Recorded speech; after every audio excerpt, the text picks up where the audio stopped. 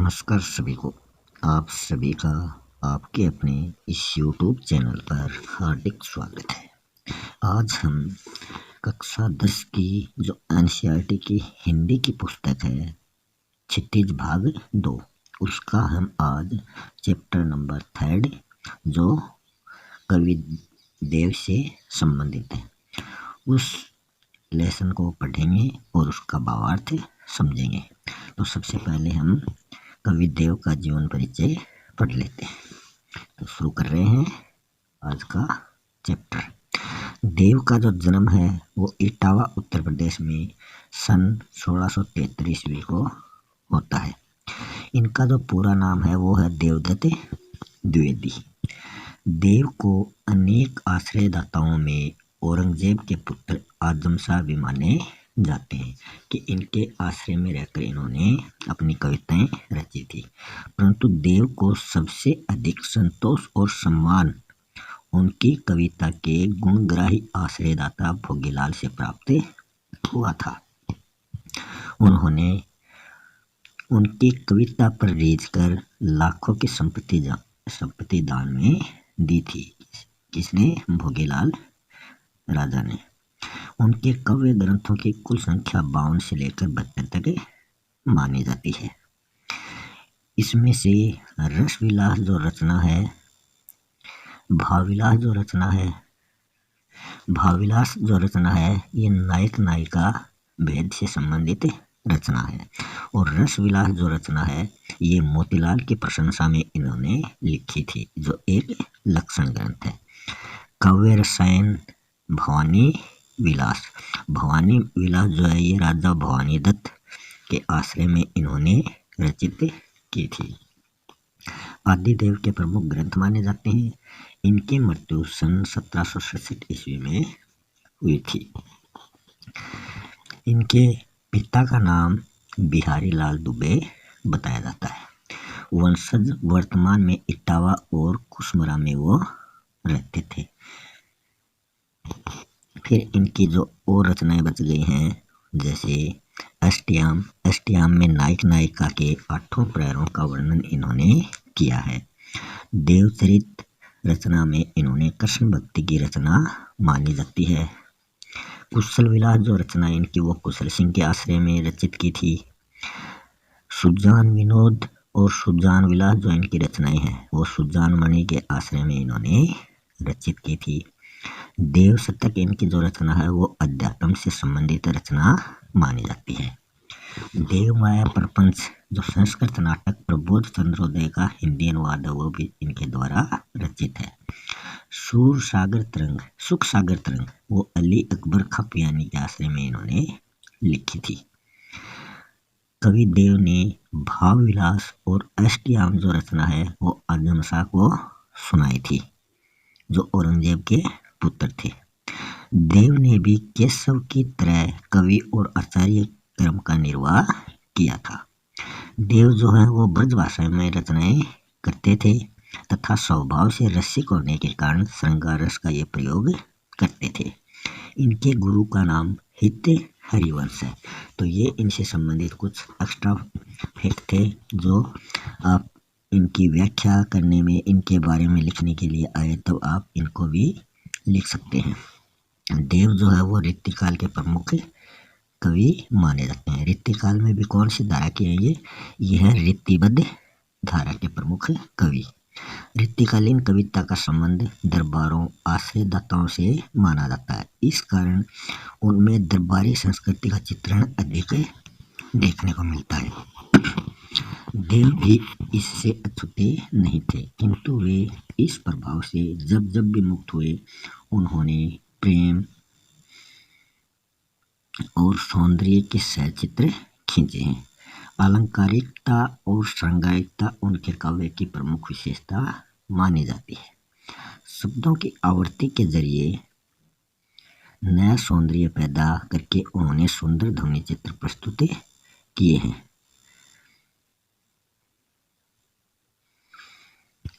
यहाँ संकलित जो कवित सवैयों में से एक और जहाँ रूप सौंदर्य का अलंकारिक चित्रण देखने को मिलता है, वहीं दूसरी ओर प्रेम और प्रकृति के प्रति कवि के भावों की अंतरंग अभिव्यक्ति भी देखने को मिलती है। पहले सवैये में कृष्ण के राजसी रूप सौंदर्य का वर्णन देखने को मिलता है। उसमें उस युग का सामंती वैभव झलकता है। दूसरे कवित्व में बसंत को बालक के रूप में दिखाकर प्रकृति के साथ एक रागात्मक संबंध की अभिव्यक्ति की गई है। जो तीसरा कवित्व है उसमें पूर्णिमा की रात में चांद तारों से भरे आकाश की आभा का वर्णन देखने को मिलता है।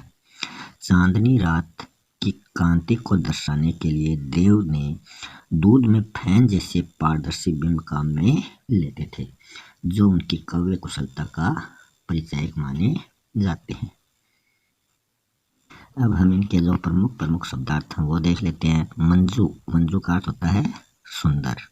कटी का अर्थ होता है कमर। किंकिनी का अर्थ होता है करघनी, कमर में पहने जाने वाला आभूषण। लस्य का अर्थ होता है सुशोभित। और हुलसे का अर्थ होता है आनंदित होना। किरीट का अर्थ होता है मुकुट। मुखचंद्र का अर्थ होता है मुख रूपी चंद्रमा, इसमें रूपक अलंकार है। जुन्हाई का अर्थ होता है चांदनी। द्रुम का अर्थ होता है पेड़। सुमन जिंगुला का अर्थ होता है फूलों का झबला या ढीला ढाला वस्त्र, जो बच्चों छोटे छोटे बच्चों को पहनाते हैं ढीले ढाले कपड़े, वो होते हैं झिंगुले। केकी होता है मोर और कीर का अर्थ तोता। हलावे हुलसावे का अर्थ होता है हलावत और बालों की या बातों की मिठास। उतारो करे राई नोन, कि जिस बच्चे की नजर लग जाती है, तो गांव में देखते हैं ना, कहते हैं कि इस बच्चे की नजर लग गई, ये ना तो कुछ खाता पीता है, रोता ही रहता है, तो क्या करते हैं उसके सिर के चारों ओर राई व नमक घुमाकर उसको आग में जलाने का ये एक टोटका माना जाता है। कंजकली का अर्थ होता है कमल की कली और चटकाई का अर्थ होता है चुटकी। फटिक, स्फटिक होता है प्राकृतिक क्रिस्टल। शिलानी का अर्थ होता है शिला पर।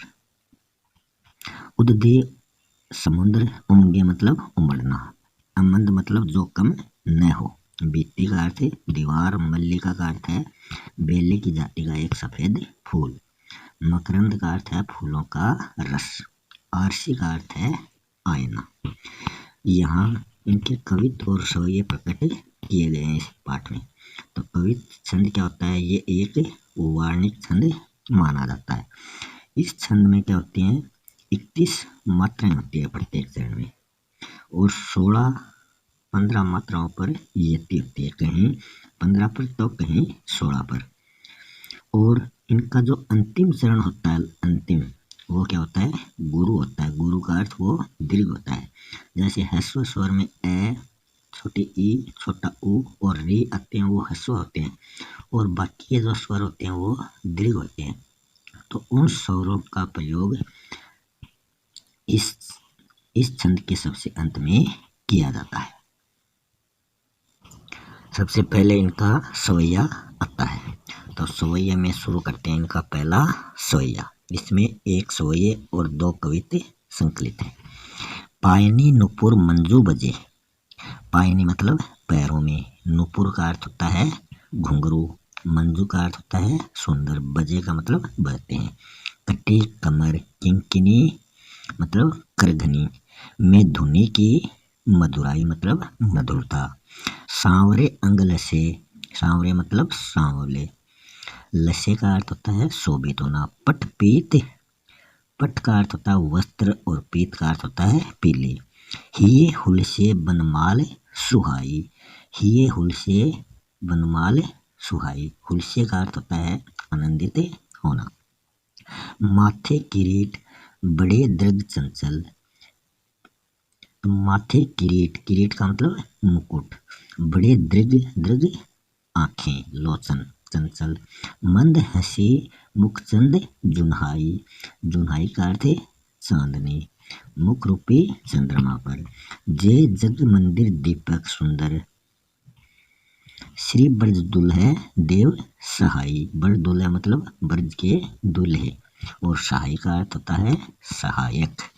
तो इसमें सबसे पहले हम व्याख्या करेंगे, तो सबसे पहले लिखेंगे प्रसंग। प्रसंग में लिखेंगे कि प्रस्तुत अवतरण जो है ये कक्षा 10 की पाठ्य पुस्तक क्षितिज भाग 2 के अध्याय 3 जिसके प्रमुख कवि देव हैं उनके द्वारा ये रचित सवैया है। इसमें कवि ने श्री कृष्ण के राजसी संसार से मंडित रूप सौंदर्य और वेशभूषा का मनमोहक चित्रण किया है। फिर हम व्याख्या लिखेंगे जो इस सवैया का भावार्थ होगा।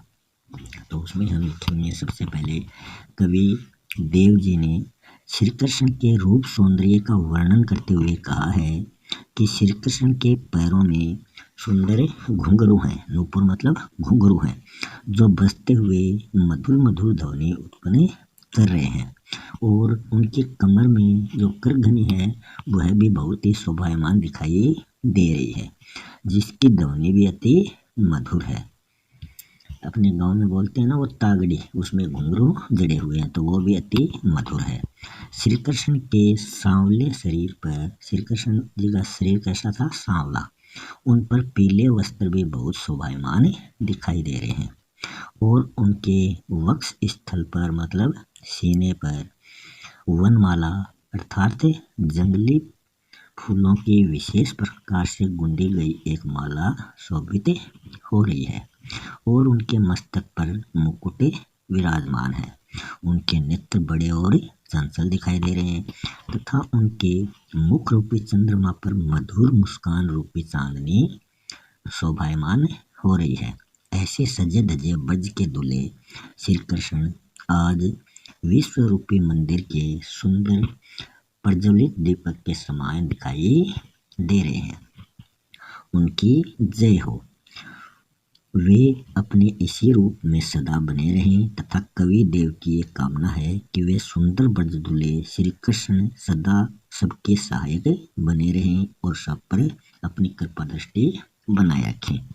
फिर हम विशेष में एक दो पॉइंट लिखते हैं तो उनमें सबसे पहला पॉइंट तो यही लिख देंगे, सवैया की भाषा बहुत ही सरल व सुसज्जित है और इसमें श्री कृष्ण के रूप सौंदर्य का वर्णन देखने को मिलता है।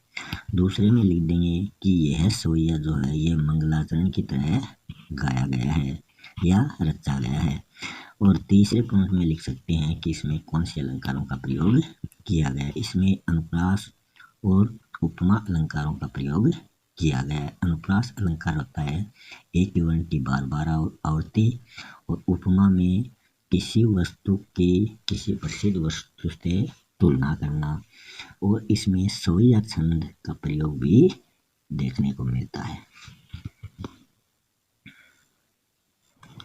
नेक्स्ट है कवित।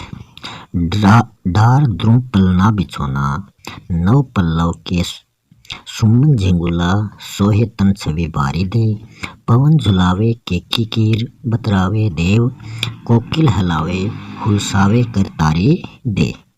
तो इसको हम दो पार्ट में पढ़ेंगे, पहले इतना पढ़ेंगे 4 पंक्तियां, फिर हम इसकी 4 पंक्तियां पढ़ेंगे। तो इसमें कवि देव कह रहे हैं कि बसंत ऋतु को कामदेव के बच्चे के समान दर्शाया गया है। जिस प्रकार जब किसी घर में बच्चा जन्म लेता है तो घर में चारों तरफ खुशियां का माहौल छा जाता है। घर के सभी लोग उस बच्चे की देखभाल में जुट जाते हैं और उसे अनेक प्रकार से बहलाने व प्रसन्न करने की कोशिश करते हैं। घर की जो बूढ़ी औरतें हैं, बूढ़ी महिलाएं हैं, वो समय समय पर नमक और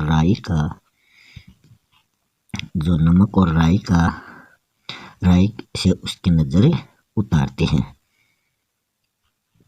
और सुबह के समय उसे बड़े प्यार से जगाया जाता है ताकि वह रोए नहीं।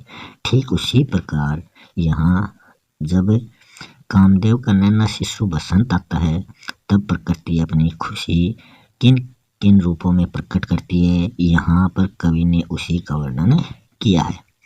बसंत ऋतु के आगमन से पेड़ों में नए नए पत्ते निकल आए हैं और डाली डाली रंग बिरंगी फूलों से वो लदी हुई है।